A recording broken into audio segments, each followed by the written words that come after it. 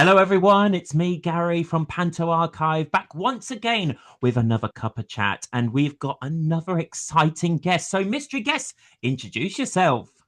Hello, my name is Tom Self, and I'm an actor, musical director, Panto fan, Panto goer, Panto workhorse at this time of year, Panto lover. Basically, that's me in a nutshell. I think Just anything Panto related. That's what you're saying, Tom, isn't it? anything Panto, I'm there with bells on.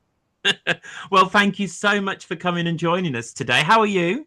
Yeah, I'm good, thank you. I'm good. I'm just thinking it's been such a brisk year, and it's Panto season upon us once again. So I yeah, very know. thrilled to get back into working on that magical thing that Yeah, we and all we'll do and hear love. more about what you do with Panto in just a minute. But first, I must ask you, because it'd be very rude of me to invite you onto Cup of Chat and not ask you what you're drinking. I have brought in your honor today, though, a little Stitch Christmas cup for you. Oh, you are Um, ready for the festive season. Look at yeah, that. I am ready for Christmas. So, and I'm boring, which you've probably guessed by now, and I just have black currant in these cups. So, but what am I making for you today, Tom?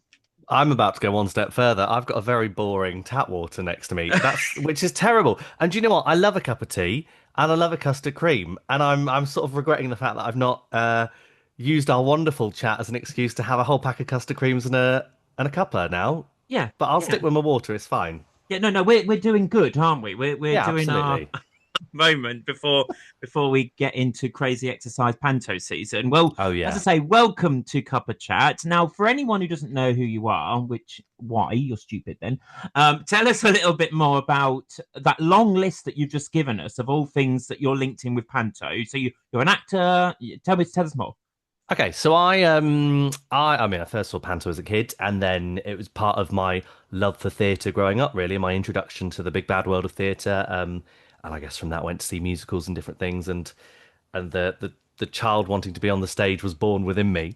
And I then went off to drama school and trained as an actor back about 10, 11, 12, and a few more years ago. Only Oh, five, only yeah, five, yeah, five yeah. minutes ago, actually. I've just graduated. Trained solely as an actor in musical theatre, which I love doing, and I'm still very grateful that I get to do. And off the back of that, I ended up working on this pantomime for the first time. Very interestingly, at that time, I'd done a workshop with a lovely friend of ours, Martin Cleverly, who is responsible for a couple of different pantos around the UK.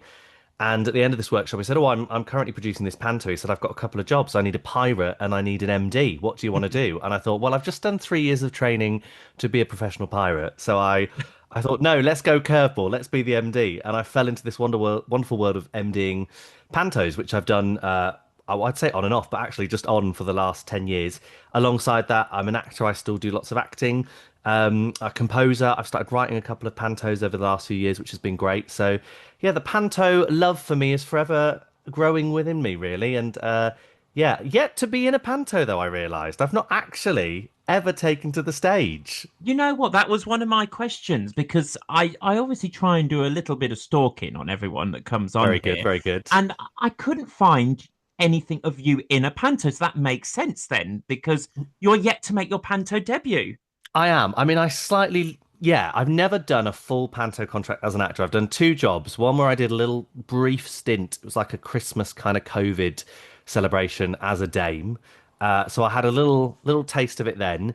And then 2 years ago, I did a production of Cinderella in Malvern where knowing I had this sort of acting background that I dabble in, I'd sort of built my part over the years from the MD that stands up and claps to the MD that was given a line. Then I was the MD that was given a line and threw some rose petals. And they said, "We've got this role for you." I said, "Great." So I played this small role within the panto and then ended up in a number, which was the most fun I've ever had. So I think I kind of know when I get on the panto stage and I do my first panto contract that that's it. I don't think I'll ever want to go back to the lovely comfy pit. I'll just want to wear my tap shoes every year. Yeah, But hey. fair enough. Fair enough. And how interesting, we always ask people where did your career start with panto especially but through one conversation being offered, the red pill, the blue pill, you be the pirate or be Yeah, the MD and interestingly that you decided to go the other way. What was the main reason behind that as such? I honestly don't know. And I wish I could say. I mean, the only thing I can sort of think of is maybe at the time I thought, well, maybe I've always wanted to do the MD side of things. Everyone Mm, has always said that, Panto for an MD, which we can talk about, is hard. It's a really big gig. But I thought this is something really exciting to get my teeth into. There's a lot of kind of devising within the MD side of it that I really like the idea of, picking the songs, doing the arrangements, creating mm. all of that.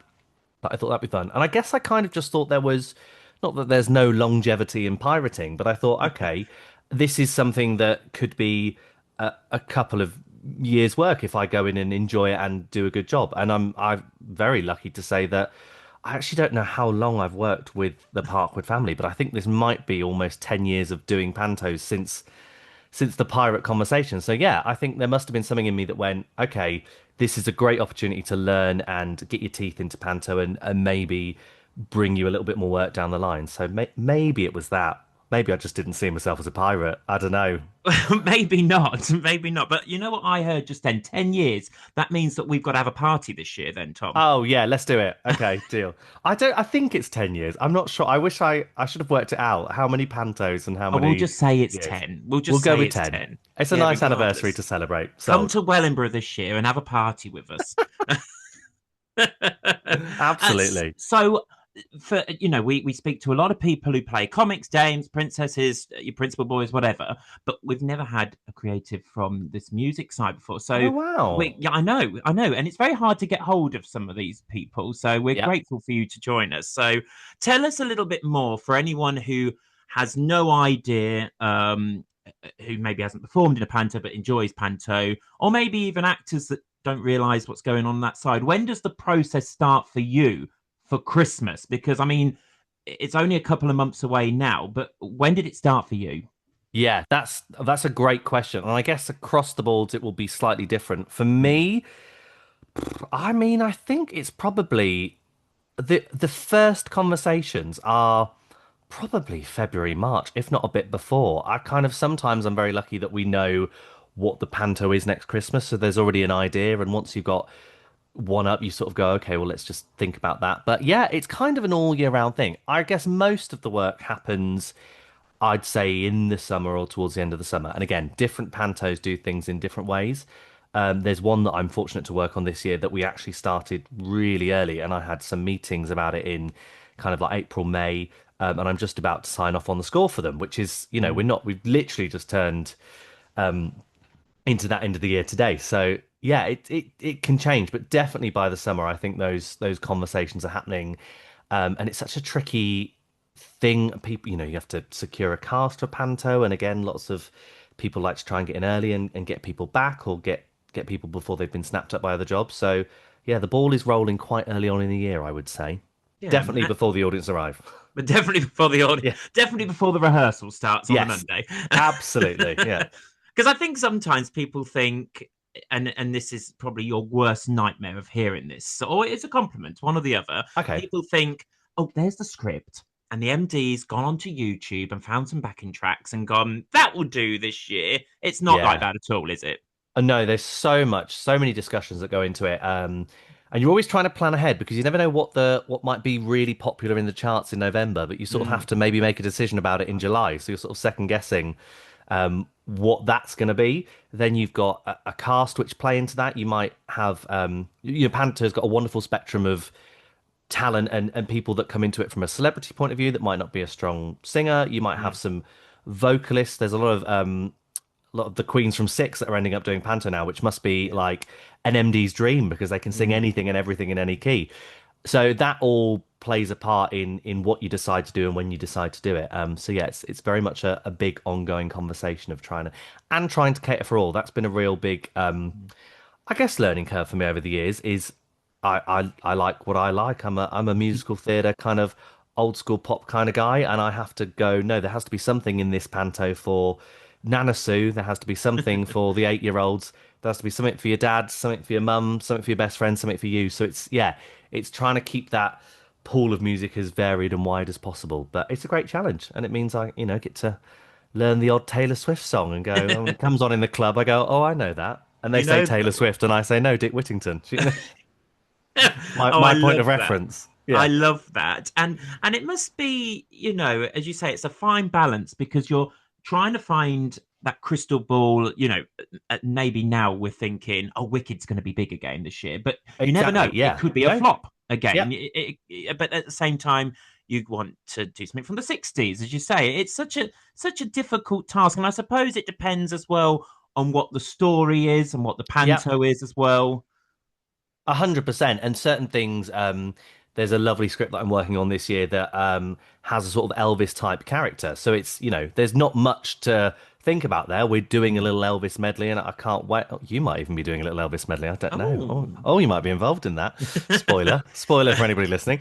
But yeah, sometimes it's obvious, and you go, well, this is what we're doing. This is great, signed sealed. But yeah, it's tricky to sort of not second guess, but kind of keep that awareness, but also make decisions on that with enough time to do it, because even when you've decided on the song, it's then scoring out an arrangement, it's making sure it works for the singer, it's then building a track, it's then doing the backing vocals. There's sort of all these different elements that sit on top of that idea before it gets into the room, Yeah. to have it ready. As you say, it's very much not a, oh, okay, wicked, well, I'll buy the book and we'll turn up on Monday. There's a lot of stuff that goes into that, but that's part of the fun. That's part of the Mm. fun of it all. And if for anyone again who has sort of no idea, so you've chosen the song now. What is the next step for you as such? It's that arrangement. It's at that Yeah, point. it's kind of doing the arrangement, working out how the song fits within the context of the script. So it might be a song that is famously a solo, and we're using it for a duet. So it's building the arrangement so it can do that. I'll often do a rough demo and send it to one of the choreographers that I'm working with. I've been so lucky. I'm going to name drop them now, to work with so many wonderful choreographers. The lovely Lorna, who does a lot for Parkwood, the lovely Cameron, who does a lot for UK productions, and many, many, many, many more. Lucinda, Sunny, I can't name them all, but I've been really fortunate. So I often send them a rough demo and go, what do you think to this? And they'll go, great, this is good. Can we have this? Oh, we've got these props, so it'd be nice to have a moment of this. Or can we make the dance break shorter, longer? And then once we've sort of signed off on that between us, I'll then go away and kind of make a more firm demo that we can then send to the cast that's got a bit more instrumentation and stuff. Kids rehearsals also, this is a fun thing, also play a big part. And sometimes I go, great, well, I've got, 2 or 3 months to sort that out. And then I'll slightly forget that on certain productions, they've got a lovely young company, juvenile ensemble. A conversation I had a couple of weeks ago, and it was like, oh, yeah, the rehearsal's at the end of the week. So I just need these three numbers by then. And you go, right, okay, I'll be doing a long day on that.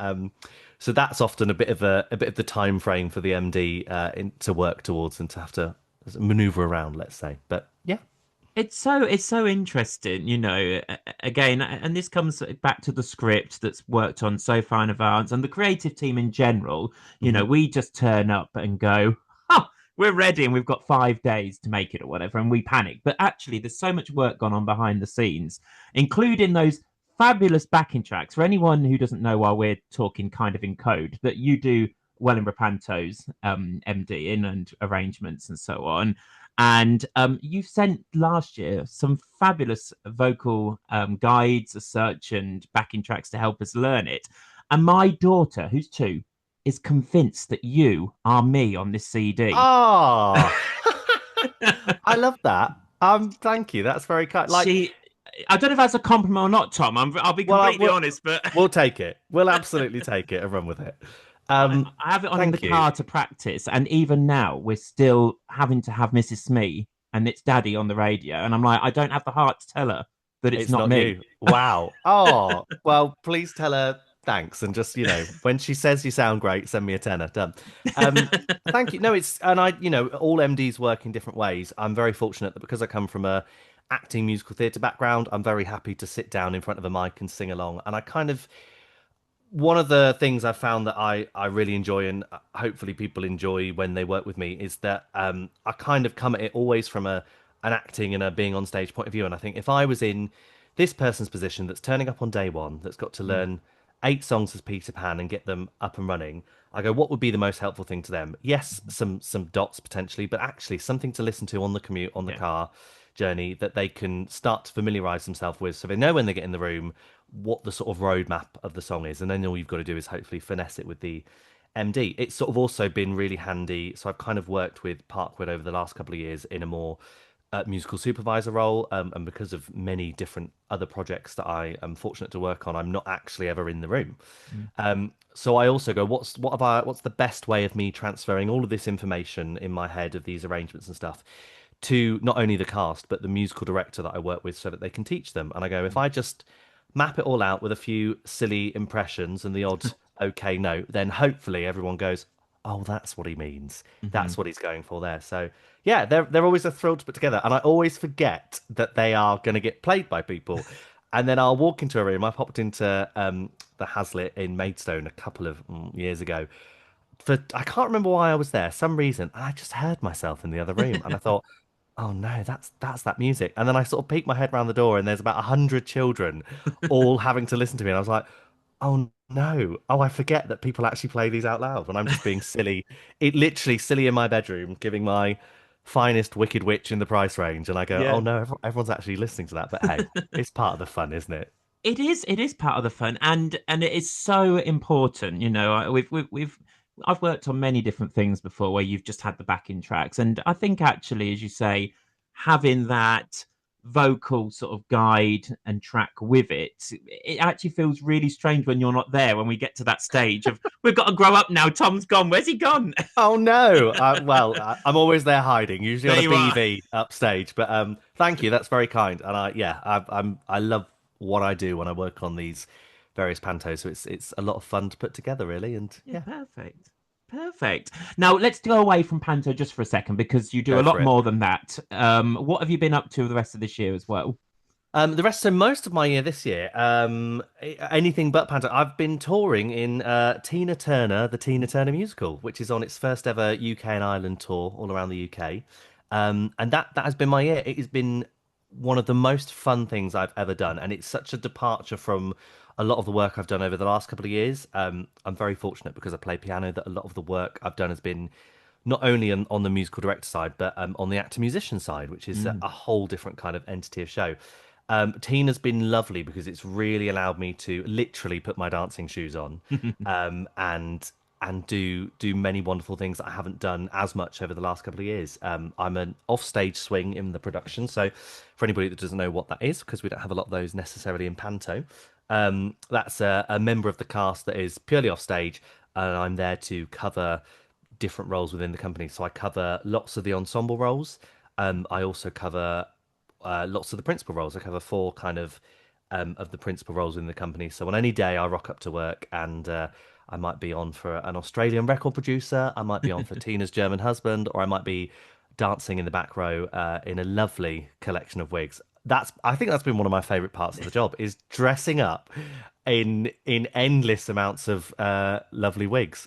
So yeah, that's been my year, which has been a lot of fun. A nice chance to see lots of the UK. I've never done a tour of that kind of size and scale before, so it's been a real treat and a job I will think about for a long time. Yeah. Yeah, fantastic. Isn't it wonderful? Are you saying you meet, well, you see so many different wonderful places and meet, I'm sure, lots of wonderful different people as well.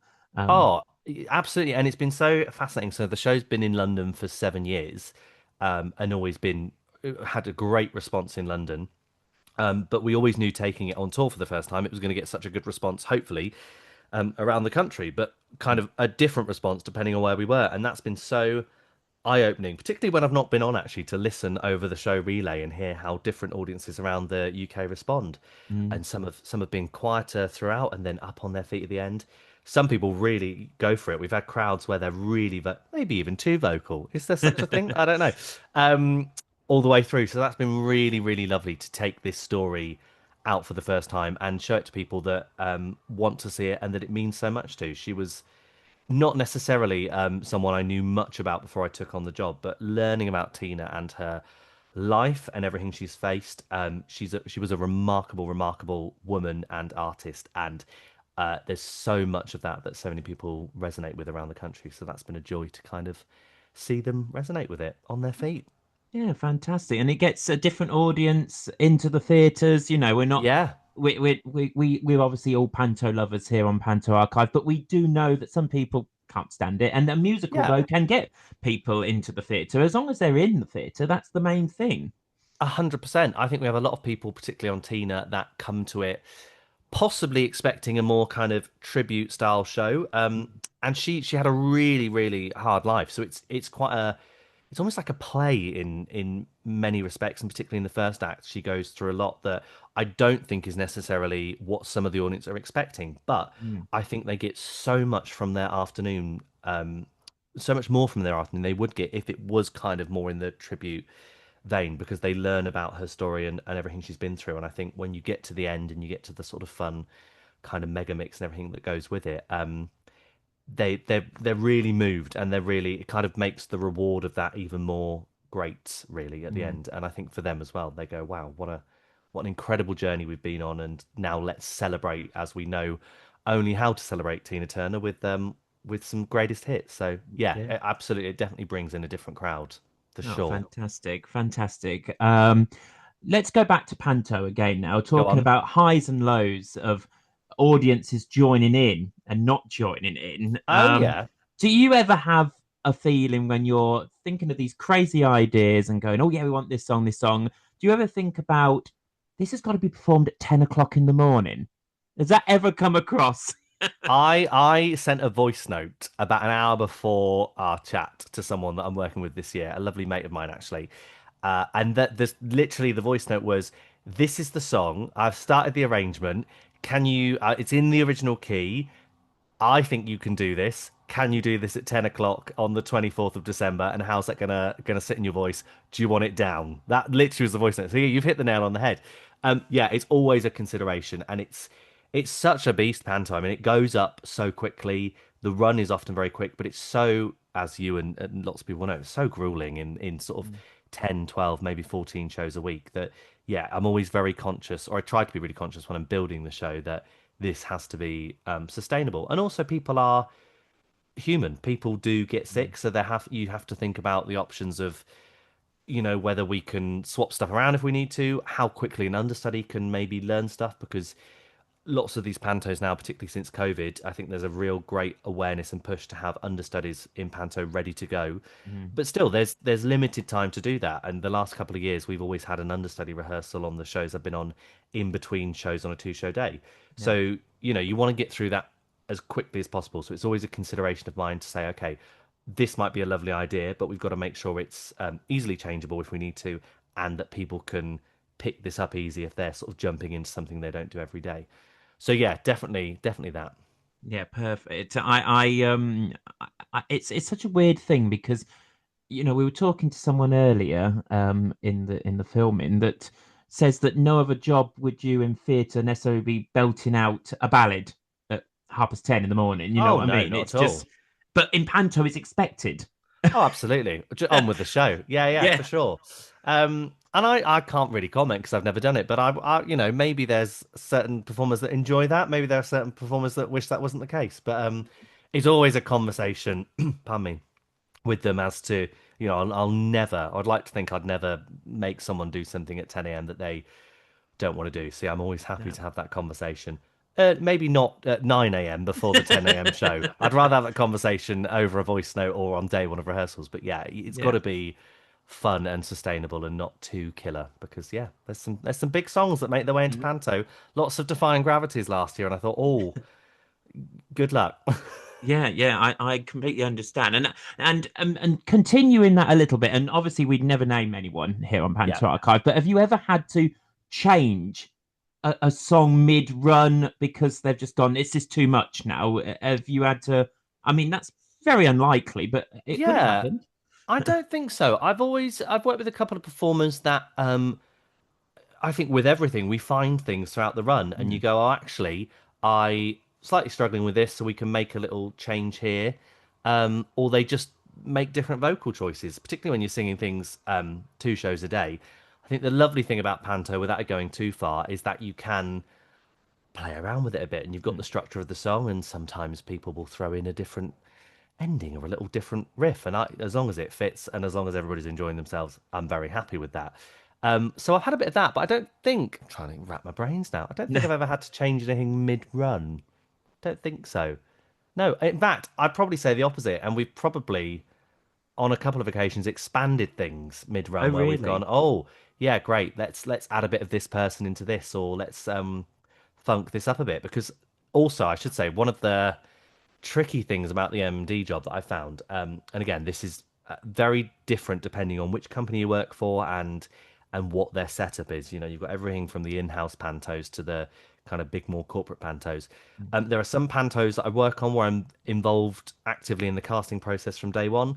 There are some pantos I work on, like many in the country, where I just get sent a list of names and I go, right, okay, I now have to work out kind of what they can do and what they need to do within the show. So that's always a bit of a negotiation as well in going, okay, we were going for this song. This is really going to work for this person, or let's scrap that and do something else that works for them, or let's expand this, make this smaller, and kind of always play to their strengths. But that can be a really tricky thing from an MD side of you when you're building it, maybe before you know the cast, to then go back to the drawing board essentially and go, okay, now I know who's singing this. What do we do to kind of support them and facilitate them best, really? So that's always a bit of a juggle as well. Yeah, fantastic. And do you, again, for people maybe who don't have any ideas, do you do the, and I'm going to call them the twiddly bits, but we call them the instrumental bits in Go between on. scenes. Does the MD create all of that composition as well? Yeah, usually, I mean, it Yeah. depends how big the kind of music team is, Mhm. and sometimes, particularly when I've worked as a supervisor, there's lots of that I will provide. But if I'm not actively in the room, there might be things that an MD finds in the room or solves in the room themselves and goes, "Oh, well, we'll just do a bit of this," which it depends what the relationship is like. It's very different in different companies, but I'm always so happy with that. If they go, "We found this, this works," I'm like, "Good for you. Let me know how it goes." But yeah, lots of the times it's actually not just the bulk of the songs, and I'm always every year never surprises me. I will sign off on sort of 14, 15 songs, and I go, "Oh, okay, we're almost at the finish line," and then I go, "But it's all the other music that's lots around it. The overture, the top of Act Two, the bows, the underscore. It's always a fight that catches me out, and I'll have always slightly put a fight on the back burner, and then it's this 2 minute epic fight sequence. And I go, that's a whole other day of my life to put that together, and Mhm. I've not quite budgeted for that. But yeah, lots of music, and there are certain things that you can reuse year after Mhm. year. There's a lot of things that will go essentially on the scrap heap at the end of the year, and that's always the really tough thing I think about what we do, is it's basically building a show from scratch.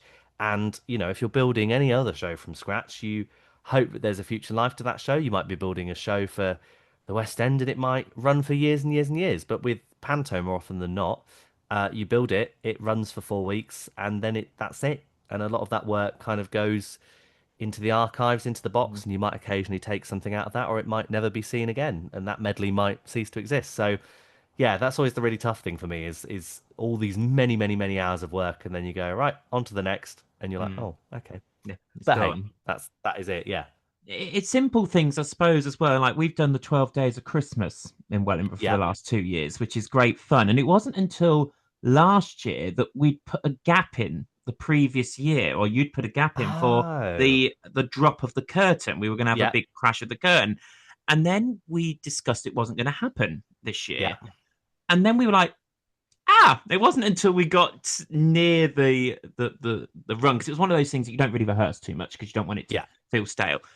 What we're going to do in the big gap in the music. And it Oh, was yeah, then of that course. discussion, what we were going to do. We went with the dame losing her wig and so on, but it was, Yeah. you didn't really think about it because it was just there. But as you say, it's things like that if we'd have rung you up and gone, Tom, we really needed to change this. It still takes time, doesn't it? Oh, It's 100%. And you know, there's particularly with those pantos that I work on, I'm always sort of kind of on to the next one and in a mm, different headspace. So I'm always trying to problem solve all of that before they kind of go out to people to work on. yeah, But again, that's part of the fun. And you go, yeah. okay, how can we use this moment and do something different from an audience and give them a little kind of panto thrill in a different way. Yeah, perfect. Well, we've nearly come to the end of our cup of chat, but Oh, we're in this here. I know it's sad, isn't it? Maybe we'll have I you back know. again because we're All right, still spoil me. chatting again. But before we get to the end, though, we're doing a new little feature this season, which is called Tens This or That. So I'm going Oh, to fire great. you some this and that, and you can choose which one, nice and quickly, which ones you would go with as such. They're all Panto related, obviously, hopefully. Great. So let's give it a go then. Ice cream or sweeties in the interval? Oh, ice cream. Oh, good lad. Flashing lights, or you're buying a program. I like a program, Yeah, old see, school. I think we're talking to all the people that would buy a program, you see. So, Oh, I'll have a flashing light. Go on. oh, God, no, no, have both. Go on, I'll let you have both. Oh, deal. It's your 10th anniversary. We'll let you have both. Thanks. Christmas Eve show or Boxing Day show? Christmas Eve. Yes, yes. A pop song or a musical theatre number?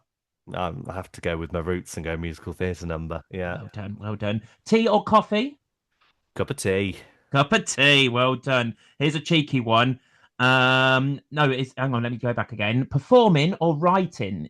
Tricky one. I honestly don't know. Oh, I'm gonna have to push you. writing. There you Oh, go.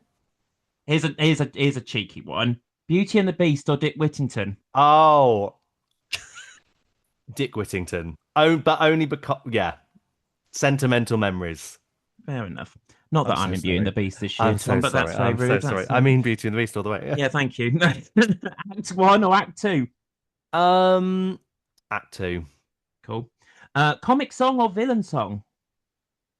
villain song. Cool. Yeah, they Yeah, have they have great numbers, don't they? yeah. And finally, do you like the opening number to compose or the finale? Oh, I've always said the opening, but I think the finale of late, yeah. Yeah.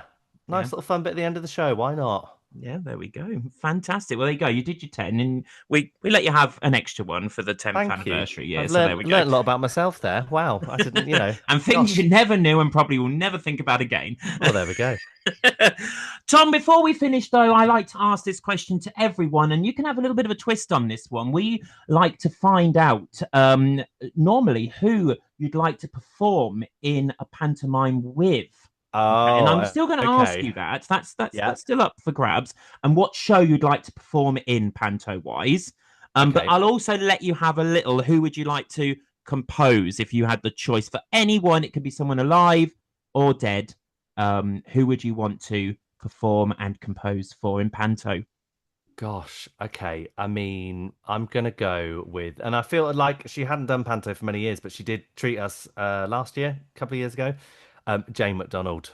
Ah, Oh, yes, last big Jane year. McDonald fan. I'd love to do Panto with Jane McDonald. I'd love to work with her on it. I'd love to write for her on it. I think she's got a cracking voice. I'd love to star opposite her. I think, yeah. So you're going to go all with Jay McDonald. That's what I we're think just saying. Jane McDonald across the board. Yeah, really. And what Yeah. show would you want to be in with her? And then you can That's a cast good yourself in it question. as well. Okay, me and Jane McDonald are gonna do gosh, I don't know. She was in Robin Oh, Hood, obviously, last year. yeah, So she was. Do you know what? I've always wanted to have a crack at a buttons kind of fun button sidekick thing. So I think in that version, Jane has to be the ultimate fairy godmother, god diva, doesn't she? Really? yeah, But yeah, we wouldn't really have any scenes. Maybe we'll have a little duet in Act Two. Maybe I'll write something for Buttons and the Fairy. there you Done. go. I thought you were when you said that because I was thinking they won't really see each other. I thought you were going to say she's going to play No, Cinderella. I was like, well, that would be a casting and a half. wouldn't it? Wouldn't it just? No, I think she has to be the fairy godmother, or maybe she can be. Yeah, I don't know. Maybe we could play sisters. I don't know. We can do anything these Oh, days, can't we? Yeah. yeah, you could be sisters together with Jane McDonald. Oh gosh. Oh, it would be a long show. It would Tom, grow. I can't thank you enough for joining us here on Cuppa Chat. Where can people see your work this year? You've got loads of places, but give us a few. Yes, so you can find my work this year. I am acting as supervisor for the Wellingborough Panto and the Hazlitt Theatre in Maidstone. So I'm looking after some bits of music on both of their shows. And I'm also writing the music for Beauty and the Beast at Chipping Norton. So I've got two Beauty and the Oh, Beasts on the board yeah. this year, which I'm really excited to work about. Chipping Norton, fabulous little theatre, Mm. not too far from where I grew up. And that's all original music with a lovely cast. So I just don't know if I'll get to see it, which is a really crazy thing. I've been writing it, and I don't know because of my lovely Tina job whether I'll actually get to see the show. So here's hoping there's a window somewhere for me to pop and see it. But yes, you can find my tunes there or on Instagram. Really, there's always the odd Panto song on there knocking about that I've put up to amuse people. So yeah. Perfect. We'll put a link to your Instagram then, if that's the Oh, easiest way that we can people can find you, because I'm sure you'll track be me down. posting about the shows anyway, Oh and yeah, yeah obviously for sure. your Tina work as well. Absolutely, yeah. Come and roll on the river with us till April next year around the UK. Perfect. Look at that as a side plug as well. Yeah, do go I and know. join. It's a fabulous show, and I'm sure you're gonna Really enjoy yourself. Thank you, Thank you. Tom, so much for joining us today on Thanks Cuppa for having Chat. me. Will you come back Cheers. again sometime? I'd love to. Yeah, Oh, I'd love good, to. I love good. love Panto. Cheers. Perfect. And you can learn more about Panto music actually on the Panto archive as well. We've got a dedicated page on there, and I might ask Tom some more questions so we can update it a little bit. But there we go. Thank you all so much. Thank you, Tom, once again. We'll see you soon.